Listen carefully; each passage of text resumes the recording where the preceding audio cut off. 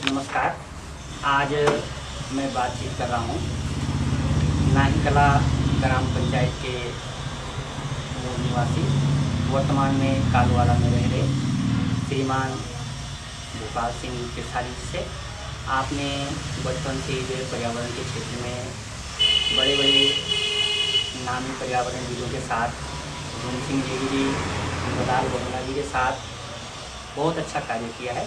तो तिरसाली जी, आपसे जानना चाहेंगे कि ये जो सिसारू खाना वाली खान के विरोध में आप लोगों ने आंदोलन चलाया था, ये आज से लगभग 3 दशक की बात होगी। लगभग किस सन की बात सन होगी? 86 की बात है जी। जी हाँ, वही से बात मेरा भी लिखा हुआ है। जी जी ये बात सन 86 की है। हम 18-20 साल के रहे होंगे।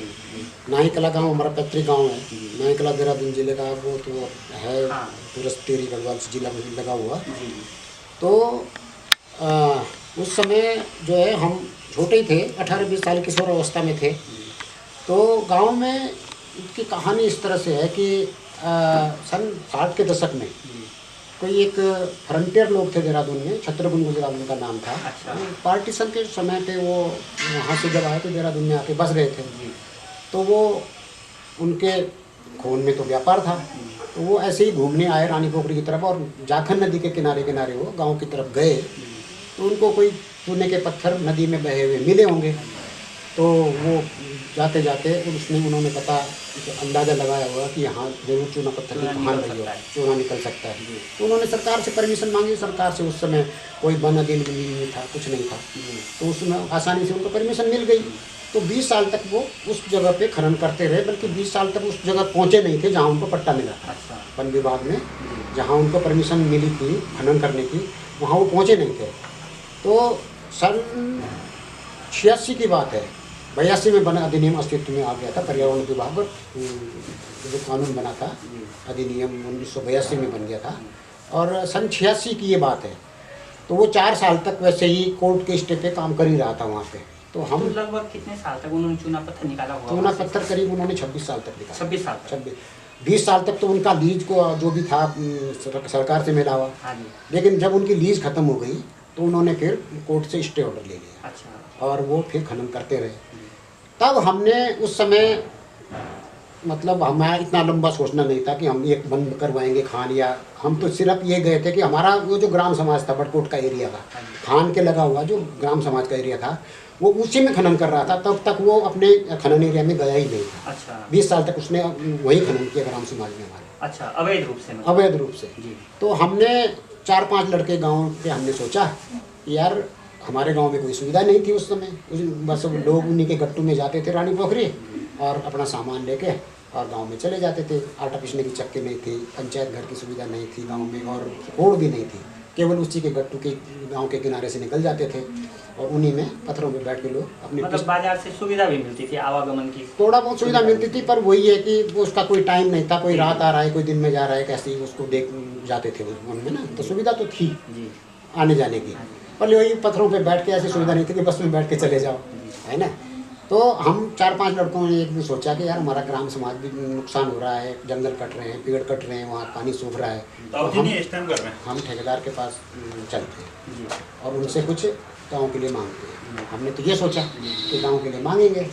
तो हम 4-5 लड़के, मैं था, हमने पहले गांव में एक युवक मंगल दल बनाया, जिसमें कि मुझे जो है लड़कों ने अध्यक्ष चुन लिया कि तुम युवक मंगल दल के अध्यक्ष हो। तो उसमें मैं था, ज्ञान सिंह जी थे, किशन सिंह जी थे, महिपाल सिंह थे, 4-5 लड़के हम।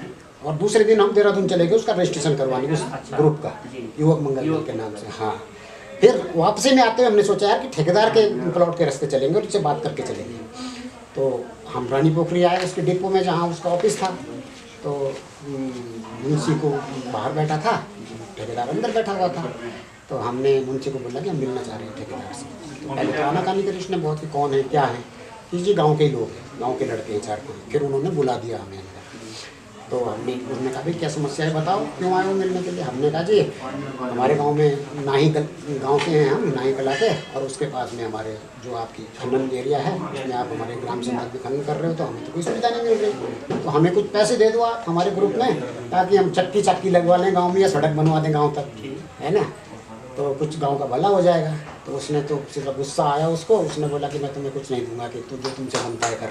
अच्छा। है ना, तो जो भी आएगा कि यहीं से आएगा खनन एरिया देखने के लिए, तुमसे कुछ नहीं बनता। तो हम अपना समूह लेके चले गए। मतलब यहीं से उसके विरोध की शुरुआत हो गई। यहीं से विरोध की शुरुआत हो गई। जी। तो कुछ 4-5 दिन 5-7 दिन हफ्ते भर हम घर में रहे। हमने सोचा यार कि अब ऐसे बेइज्जती का घूट पी के तो रह नहीं सकते थे। जी।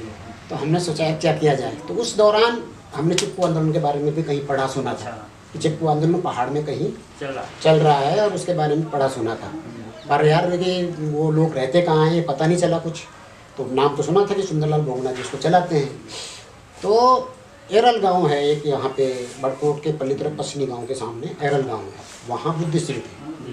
तो उनका जो सोंग घाटी का खनन माफिया थे, खनन वाले थे, खनन मालिक थे जो खदानों के, उनके साथ उनकी नाराजी चल रही थी। उसने कहा सुंदरलाल बहुगुणा का मैं पता तुम्हें बताऊंगा और तुम चिट्ठी लिखोगे। मैंने कहा चिट्ठी तो देंगे पर तुम ले जाएगा कौन, कि मैं ले जाऊँगा। तो उनकी रिश्तेदारी विजय जरदारी और धूमचंद जी के गाँव में कहीं थी। अच्छा।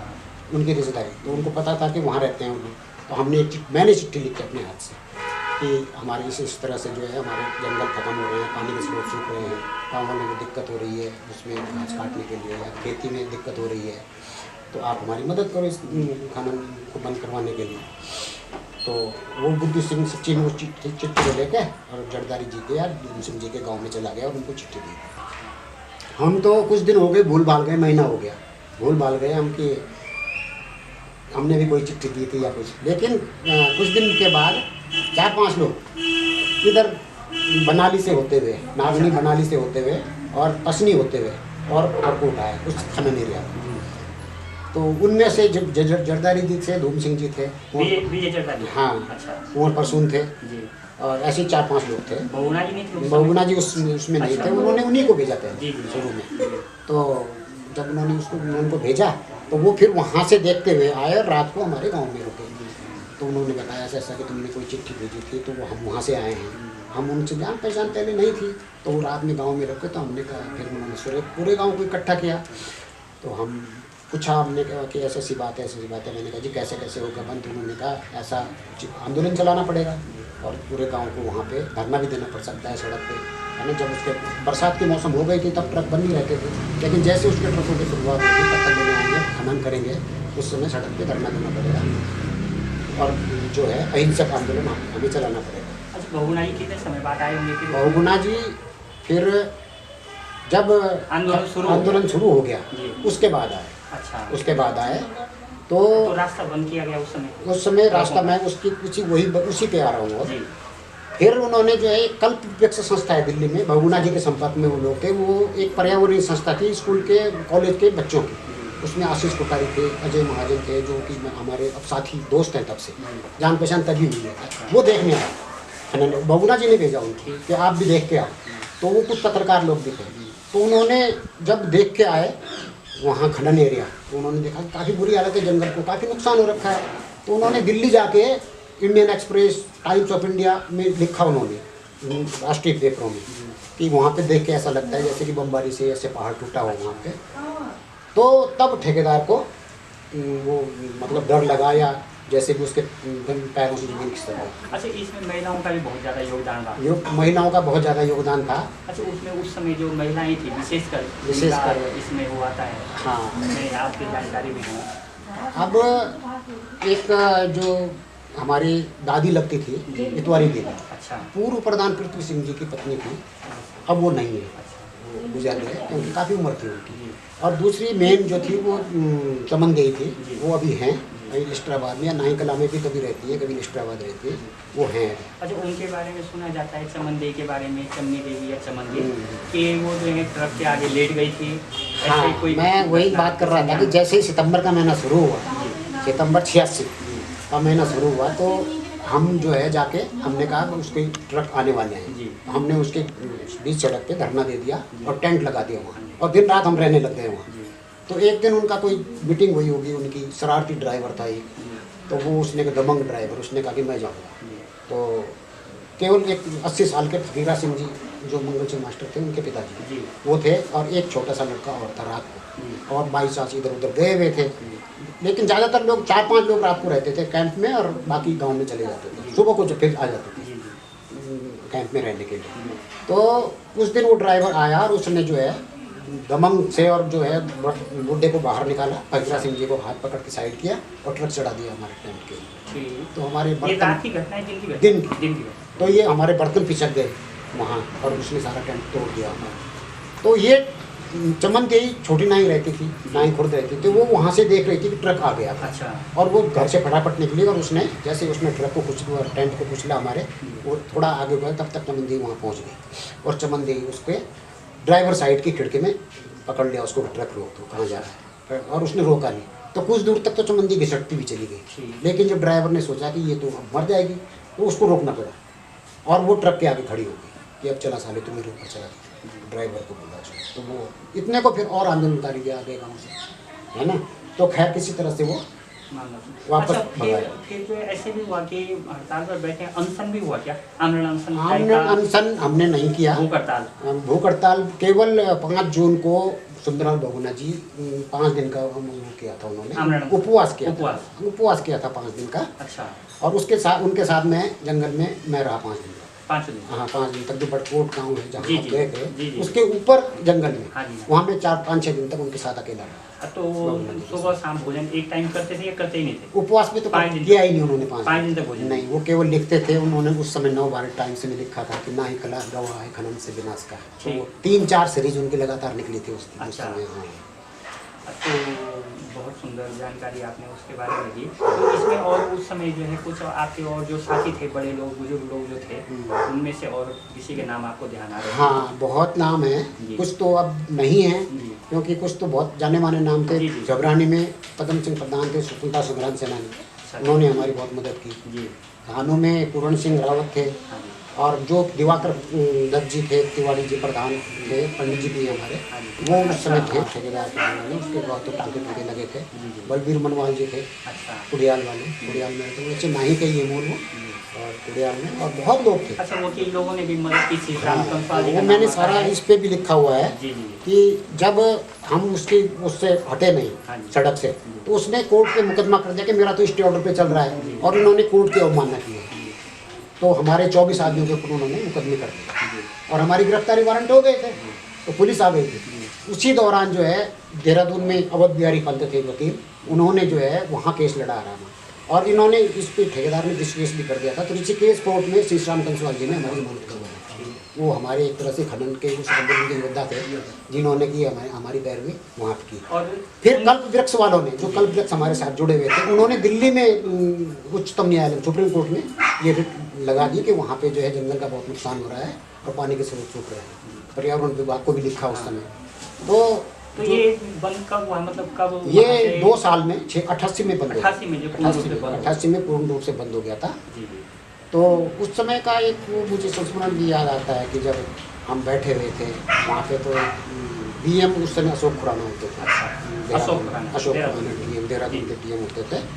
तो उसको ठेकेदार को पता लग गया कि आज डीएम का दौरा होने वाला है, क्योंकि बहुगुणा जी भी उस दौरान हमारे साथी कैंप में रहते थे और डीएम को पता था कि बहुगुणा जी भी वहीं हैं। तो उन्होंने पीएससी लगा दी वहाँ, मतलब एक तरह से हमारी सुरक्षा के लिए, डराने के लिए लगाई, जैसे भी लगाई, लेकिन हमारी सुरक्षा कि तुम्हारी सुरक्षा के लिए तो मैं कोई नहीं छेड़ता, क्योंकि उनके ठेकेदार के गुंडे मेरठ से बुलाता था, कहाँ से बुलाता था, हमला भी करवाया कई बार हमारे। तो डीएम जैसे आया तो पहले उनका कैंप पड़ता था, ठेकेदार ने अपने मजदूरों को बिठा दिया और वो कहते थे कि पर्यावरण धोखा है, देश बचाओ, ऐसे नारे लगा थे। देश बचाओ, मौका है ना, कनस्तर हमारे खाल दिए हैं उसके ठेकेदार के जो मजदूर।